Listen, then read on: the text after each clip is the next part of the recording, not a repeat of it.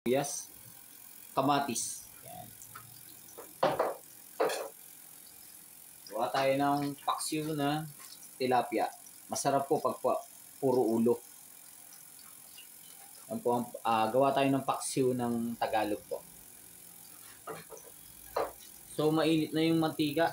Lagay na natin po yung bawang luya po. Golden brown lang po natin. Sandali lang po ito. Sarap po ito sa sinangag. Sibuyas. So, lagyan na rin natin ang kamatis.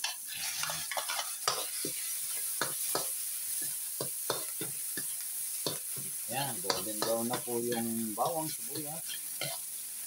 So, lagyan na rin natin kung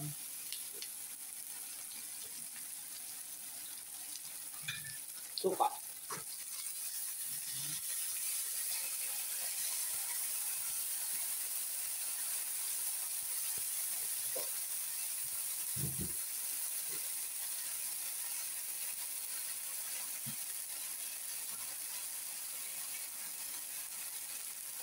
Lagyan na po natin ng konting isang mangkok na tubig.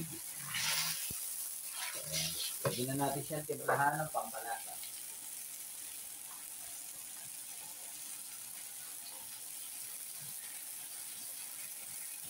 Pampalasa po. Paminta.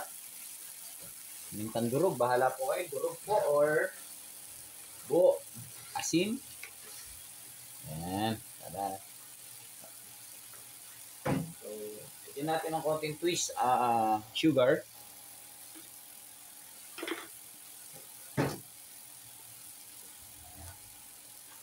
So, pakuluan lang natin ng konti.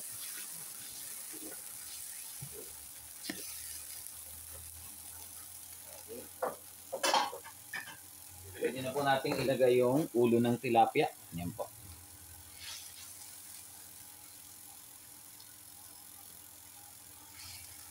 Naglagay na ba ako ng asin?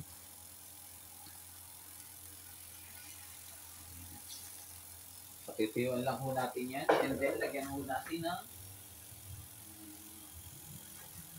siling haba.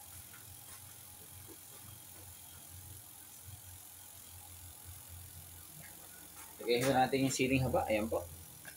Ganyan lang po kasimple. At mamaya papakita ko sa inyo ang finished product po ng paksiw na tilapia. Thank you po. Alam, hindi ko na po napakita kung paano igisa po ang buro. Mas kilala po nila kasi ito sa tawag na buro kahit sa Kapampangan po. Pero Tagilo pag Kapampangan talaga.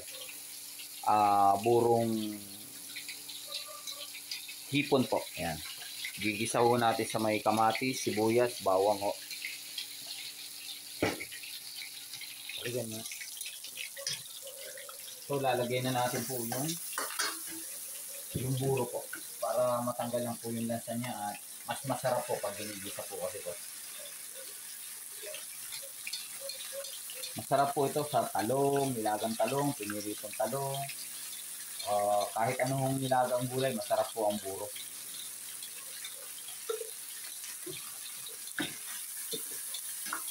Sarap po yan.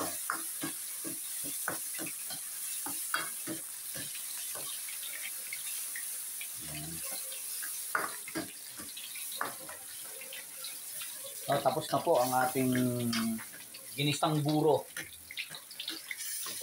Pwede na ho itong sausawan. Okay ho, salamat po. Pinakita ko lang po. Thank you. So, ito na po yung ating naluto na pagkain natin ngayon pong tanghalian natin. Pinagmamalaki po natin ang buro ng Kapampangan. Yan po. Saka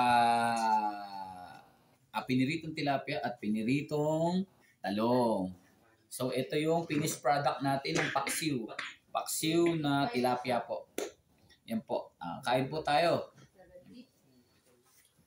Yan po yung isang pinagmamalaki namin at tanghalian po namin. Huwag niyo pong kalilimutan, like, share, and follow po sa aking page, Jerry Benaventura. Thank you so much po. Huwag niyo pong kalilimutan.